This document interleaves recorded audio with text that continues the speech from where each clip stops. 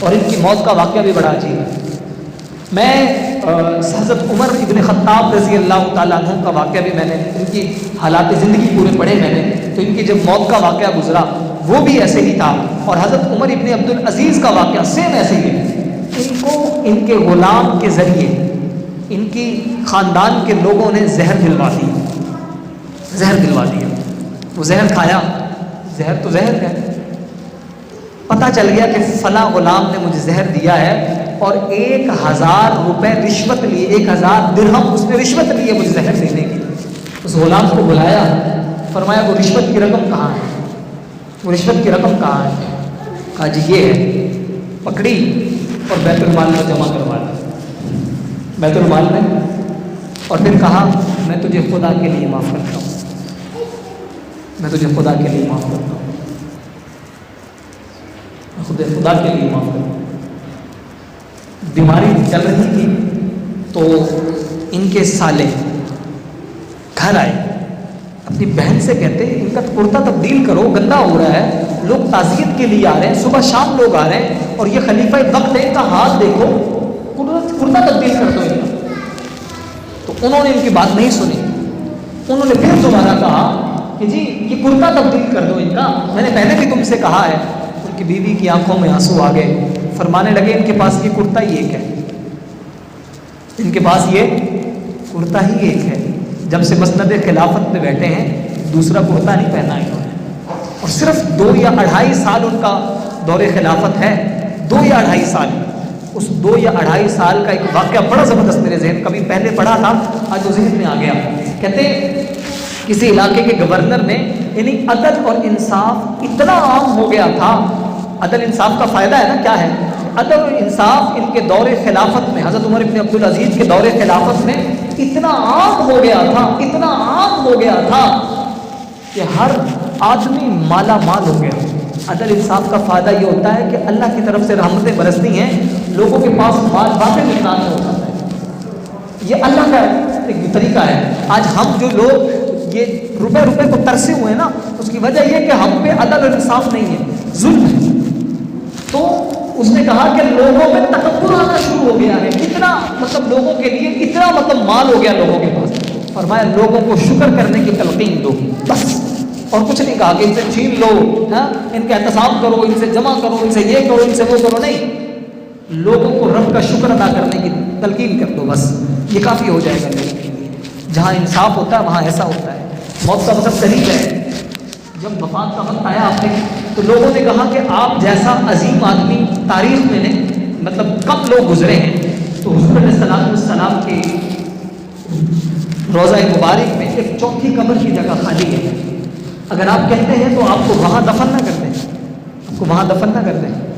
تو آنکھوں سے آنسو آ گئے، فرمانے لگے میں نے زندگی کو اتنی اچھی نہیں گزاری کہ میں نبی کے ساتھ دفن ہونے کے لائق ہوں، مجھے تو شرم آتی ہے نبی کے روزے پہ جاتے ہوئے، تم مجھے ان کے ساتھ دفن کرنے والے ہو، تم مجھے اس کے ساتھ دفن کرنے والے ہو۔ کہاں یہ عالم ہے کہ دنیا انصاف سے بھرتی ہے، کہاں یہ عالم ہے کہ پھر بھی یہی بات کہی جا رہی ہے کہ مجھے تو نبی کے روزے کے سامنے جاتے ہوئے شرم آتی ہے، تم مجھے نبی کے روزے میں دفن کر رہے ہو، ایسا میرے اوپر ظلم مت کرو۔ یہ عالم تھا ان کا، کمال ہے ان لوگوں کی، کمال ہے۔ اور پھر ایک عیسائی کو بلایا، اور بلانے کے بعد کہا کہ یہ زمین ہے قبر کے لیے مجھے بیچ دے، یہ زمین مجھے قبر کے لیے چاہتا ہوں، مجھے بیچ دے۔ اس نے کہا ارے میرے لیے تو اس سے زیادہ شفقت کی بات کیا ہو سکتی ہے کہ اتنا عظیم آدمی میری زمین میں دفن ہو، میں 1 روپیہ نہیں لینے والا۔ فرمایا نہیں، میں تم سے خریدے بغیر تمہاری زمین میں دفن نہیں ہوگا۔ ان سے وہ زمین خریدی، اور خریدنے کے بعد پھر ان کی قبر وہاں بنائی گئی، جہاں تو ہم لوٹ لیتے ہیں جیسے مرضی آئے، لیکن یہ عالم دیکھو، مرنے کا وقت قریب ہے، اور یہ ہے، اور مرتے ہوئے صرف 10 درہم اپنے بچوں کے لیے چھوڑے، صرف 10 درہم۔ 10 درہم کی قیمت آج کے دور میں پتہ ہے کتنی بنتی ہے؟ غالباً 3 یا 4 ہزار روپے بنے گی، چلو 5 بن جائے گی، 10 بن جائے گی، بس اس سے زیادہ نہیں۔ کہتے ہیں گھر میں آئے نا تو ان کی بیٹیاں جب ان سے بات کر رہی تھی تو منہ پہ کپڑا رکھ کے بات کر رہی تھی۔ والد نے کہا کیا ہوا، کیوں منہ پہ کپڑا رکھا ہوا ہے؟ اپنی بیوی سے پوچھا، ان کی بیوی نے کہا کہ آج تمہاری بیٹیوں کے لیے کھانے کو گھر میں کچھ بھی نہیں تھا، پیاس سے روٹی کھائی ہے تو منہ سے بدبو آ رہی ہے، اس لیے منہ پہ کپڑا رکھ رہی ہے۔ 3 बर आज़मों का बादशाह है और बेटियां प्यास से खाना खा रही, आंखों में आंसू आ गए। फिर एक बात कही, कहते ये बात याद रखो, ये बात याद रखो, और बात आपके भी समझने वाली है। खुद ही एक्सटेंशन देके खुद ही अपनी तनख्वाह बढ़ा लेना ये अलग बात है, लेकिन उमर बिन अब्दुल अजीज का भी वाकया सुनो। फरमाने लगे जितना इस हुकूमत में वो नहर के किनारे रहने वाले मजदूर का हक है, उतना ही मेरा हक है। मैं 1 रुपया ज्यादा नहीं ले सकता।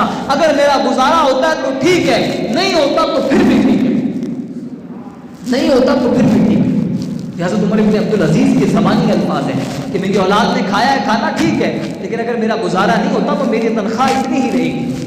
फरमाया जिस दिन खलीफा बने उस दिन से लेके जिस दिन वफात पाई सारी रात नहीं सोए, रातों को सोना छोड़ चुके थे। या तो मस्जिद में बैठ के अल्लाह की इबादत किया करते थे, रोया करते थे और कहा करते थे ये पूरी दुनिया का भार मेरे सर पे डाल दिया, मुझसे ये बोझ बर्दाश्त नहीं होता है। दिन ब दिन रंग पीला होना शुरू हो गया, कमज़ोर होना शुरू हो गए, जहर दिया गया, वफात हो गई। इनके दरवाजे। और फिर अगली बात बड़ी मज़ेदार है, अगर ज़िंदगी अदल और इंसाफ से गुजारी हो ना, इसका असर नस्लों में नज़र आता है। ज़िंदगी अदल और इंसाफ से गुजारी हो तो असर नस्लों में नज़र आता है। आज भाई भाई का हक दबा लेता है, बाप बेटे से जनाब डंडी मार रहा होता है, औलाद माओ से डंडी मार रही होती है, दोस्तों से जनाब चाराजोई कर रहे होते हैं। उमर बिन अब्दुल अजीज का वाकया भी सुनो ताकि तुम्हारी भी आंखें खुलें। फरमाने लगे जब मौत का वक्त करीब आया, इनके साले इनके पास आए और आके कहने लगे तुम क्या छोड़ के जा रहे हो अपनी औलाद के लिए? फरमाया मैं अल्लाह और उसके रसूल का दीन छोड़ के जा रहा हूँ, किसी और चीज़ की ज़रूरत ही नहीं है। फिर उन्होंने कहा मैं तुम्हें 1 लाख दिरहम देता हूँ, 1 लाख दिरहम देता हूँ तोहफे के तौर पे, तू ये अपनी औलादों को विरासत में छोड़ जा, ताकि तेरी औलादों की जिंदगी बन जाएगी। फरमाने लगे मुझे देते हो? कहता हाँ मैं तुम्हें देता हूँ। कहता मैं उनका मालिक बना और उन्हें मुसलमानों के लिए हदिया करता हूँ, बैतुल माल में जमा करवा दिए जाए, खुद नहीं लिए। फिर वो वक्त भी आया, असल जो इसका दूसरा पहलू है, फिर ये हुआ इनकी औलादें जो 10 दिरहम छोड़ के जा रहा था अपनी औलाद के लिए, इनकी औलादें बसरा और दिमिश्क की जामिया मस्जिद में बैठे होते थे और कई हजार घोड़े मुसलमानों के मुजाहिदीन के लिए सदका कर दिया करते थे। और वो लोग जो 1-1 लाख दिरहम तोहफे में दे रहे थे, हराम के थे ना, तोहफे में दे रहे थे, उनकी औलादें उन्हीं मस्जिदों के सामने बैठ के भीख मांगा। यह है अदल और इंसाफ का फ़ायदा। जो लोग अदल और इंसाफ में गुजार देते हैं, अल्लाह नस्लों को आबाद कर देते हैं। जो लोग बेईमानी और जुल्म में गुजारते हैं, अल्लाह नस्लों से छीन लिया करते हैं, बर्बाद कर देते हैं। ये बात याद रखना, ये चीज़ है। अब हम क्या हैं? हम हुक्मरान भी होते हैं, हम गवर्नर भी होते हैं, हम SHO भी होते हैं, हम फौज वाले भी होते हैं, हम दूसरे तीसरे भी होते हैं, हम सब होते हैं। लेकिन इन लोगों की ज़िंदगियाँ हमारे लिए मशाल राह हैं, हमारे लिए मशाल राह हैं। कहते हैं इनके दौरे खिलाफत में लोग अपनी झोलियों में सोना और चांदी उठा के फिरा करते थे, सोना और चांदी उठा के फिरा करते थे कि कोई है जो हमसे सदके में ले ले, कोई है जो हमसे सदके में ले ले। और लोग शुक्रिया कह के वापस कर देते थे कि हमारे खुद के पास मौजूद है, तुमसे कैसे ले ले। आज सोना और चांदी लोग देखने को तरस गए हैं, लोग देखने को तरस गए हैं। दिन ब दिन कीमतें चढ़ी हुई हैं और वहाँ ये बेकीमत हुआ पड़ा था। क्यों? अदल और इंसाफ की वजह से, अदल और इंसाफ की वजह से। जहाँ अदल और इंसाफ होता है, अल्लाह तबारक व तआला उन लोगों को, उन कौमों को बुलंदियाँ अता कर देते हैं। जहाँ अदल और इंसाफ नहीं होता, वो कौमें बुलंदी भी हों तो अल्लाह ज़लील और रुस्वा कर देते हैं, अल्लाह ज़लील और रुस्वा कर देते हैं। यहाँ तुम्हारे मुल्क में बात उसकी सुनी जाती है जिसके पास पैसा होता है, जिसके पास पावर होती है। लेकिन जो अदालत की, जो इंसाफ की अदालतें हुआ करती थी, वहाँ फैसला, वहाँ बात हर एक उसकी सुनी जाती थी जो कमज़ोर भी होता था।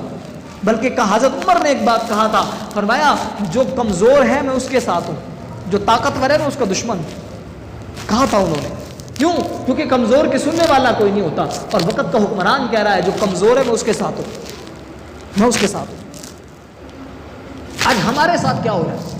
बादशाह हमने बना लिए, वज़ीर हमने बना लिए, मुशीर हमने बना लिए, सब कुछ हमने बना लिया, लेकिन हमें मिला क्या उस सब कुछ करने के बाद? सिर्फ वोट देने का हम गुनाह करते हैं, तो उसके बाद 5 साल भुगतते हैं, फिर दोबारा एक दफ़ा वोट देते हैं, फिर 5 साल भुगत रहे होते हैं, फिर देते हैं, फिर भुगत रहे होते हैं। कोई जो है ना, जैसे कहते हैं ना, काबिल आदमी हमें तो आज तक मिला नहीं है। इस्लाम के नाम पे ये मुल्क बनाया गया था, बाकायदा नारा लगाया जाता था, पाकिस्तान का मतलब क्या? ला इलाहा इल्लल्लाह, ला इलाहा इल्लल्लाह, ला इलाहा इल्लल्लाह। क्या हो रहा है यहाँ पे? لا الہ الا اللہ والا ایک بھی کام کر رہے ہیں ہمارے وزیر، ہمارے وزراء ایک بھی کام کر رہے ہو؟ بلکہ حکومتی اقتدار پہ جا کے اکثر وہ لوگ بیٹھتے ہیں چند سوائے چند ایک کے جو زانی ہوتے ہیں، بدکار ہوتے ہیں، حرام کھانے والے ہوتے ہیں، سود کھانے والے ہوتے ہیں، لوگوں پہ ظلم کرنے والے ہوتے ہیں۔ اس کی وجہ کیا ہے؟ اگر سوال میں تو ہوتا ہے نا کہ وجہ کیا ہے؟ وجہ یہ ہے کہ وہ لوگ ہم میں سے تو اٹھ کے جاتے ہیں، آسمان سے تو نہیں آتے، ہم میں سے اٹھ کے جا رہے ہوتے ہیں۔ تو کیا ہے کہ ہم خود ٹھیک نہیں ہیں، اپنے ہی من میں ڈوب کے پاجا سراغ زندگی، میرا نہیں بنتا نہ بن، اپنا کو بن، اپنا کو بن۔ ہم خود ٹھیک نہیں ہیں، اگر ہم ٹھیک ہو جائیں تو اوپر والے خود بخود ٹھیک ہونا شروع ہو جائیں گے۔ کیوں؟ اوپر جو جاتے ہیں وہ نیچے والوں سے اٹھ کے جاتے ہیں۔ جب نیچے کام ٹھیک ہوگا، جب بنیاد ٹھیک ہوگی تو عمارت ٹھیک ہوگی یا نہیں ہوگی؟ جب بنیاد ٹیڑھی میڑھی ہوگی تو عمارت سیدھی کھڑی ہو جائے گی؟ کبھی بھی نہیں ہوگی۔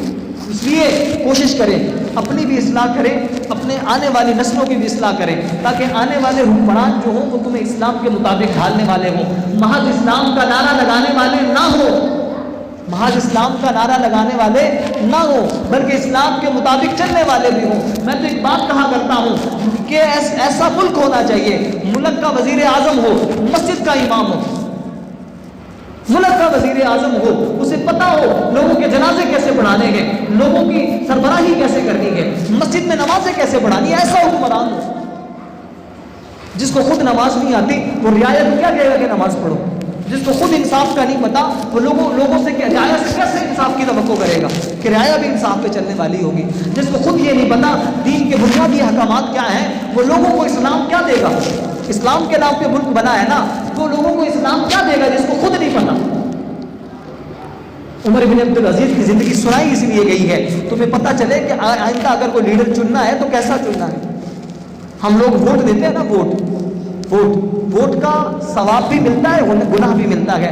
بات آخری ہے پلے باندھنے تاکہ ساری زندگی یاد رہے، ہو سکتا ہے ہم رہیں یا نہ رہیں، بات تو تمہارے درمیان رہ جائے۔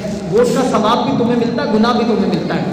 اب یہ مول صاحب یہ کیا بات ہوئی، ہم تو ووٹ دیتے ہیں ہمیں کیا پتا؟ ہاں، اگر جس حکومت کو آپ نے، جس کارندوں کو آپ نے ووٹ دیا ہے وہ حکومت اگر نیک کام کر رہی ہے تو ثواب میں ہر ووٹ دینے والا حقدار ہے، ہر ووٹ دینے والا حقدار ہے۔ لیکن اگر وہ حکومت گناہ کر رہی ہے تو چونکہ چننے والے تم لوگ ہو، ووٹ دے کے تمہارے ووٹ سے وہ حکومت پہنچی ہے، ٹھیک ہے جی، تو گناہ میں تم برابر کے شریک ہو۔ اور تم اور میں یہ بات جانتے ہیں حکومتیں کئی فیصلے ایسا کرتی ہیں کہ کئی نسلیں جن کی سزا بھگتتی ہیں، کئی نسلیں جن کی سزا بھگتتی ہیں۔ اس لیے خدا کے لیے ووٹ دینا تمہارا شرعی حق ہے، تمہارا معاشرتی نہیں شرعی حق ہے۔ ووٹ دو لیکن سوچ سمجھ کے ووٹ دو، کسی کے نعرے کے پیچھے نہیں جانا، کسی کی شخصیت کے پیچھے نہیں جانا، کسی کی اچھی آواز کے پیچھے نہیں جانا، کسی کے شکل اور صورت کے پیچھے نہیں جانا، بلکہ ووٹ دینا ہے اپنے مستقبل کو سامنے رکھتے ہوئے، تاکہ عمر ابن عبدالعزیز جیسے نیک لوگ تمہارے حکمران آ سکیں۔ کاش کہ ایسا ہو، پھر ایسا ہوگا، ورنہ ہم جن ظلم کی دلدلوں میں پہنچ چکے ہیں یقین جانو اس سے مزید تو نیچے گہرائی میں جائیں گے۔ عزت کے لیے واپس آنے میں جو وقت لگے گا وہ تمہارے اپنے چنے ہوئے حکمرانوں سے آئے گا۔ خود کو تبدیل کرو، تمہارے حکمران اچھے آ جائیں گے۔ اعمالکم اعمالکم، جیسے لوگوں کے اعمال ہوتے ہیں اللہ ویسے حکمران تم پہ نازل کرتے ہیں، تم پہ ویسے حکمرانوں کو نافذ کیا جاتا ہے۔ تو ایس خدا کے لیے اپنے اعمال درست کرو تاکہ تمہارے حاکم درست آ جائے۔ دعا ہے جو کچھ کہا سنا اللہ تبارک و تعالی عمل کی توفیق عطا فرمائے۔ جن لوگوں نے سیدنا عمر ابن عبدالعزیز رحمۃ اللہ علیہ کی قبر کو اکھاڑا ہے، ان کے ساتھ ظلم کیا ہے، اللہ تبارک و تعالیٰ انہیں نیست و نابود فرمائے، اور عالم اسلام کے لیڈروں کو حیا کے ناخن لینے کی توفیق عطا فرمائے کہ وہ ہر کام میں آگے سے آگے آ سکیں اور دین کے لیے وہ لوگ ڈھال کے طور پہ کھڑے ہو سکیں۔ باقی دعوانا الحمدللہ رب العالمین، سب سے دعا فرما لیں۔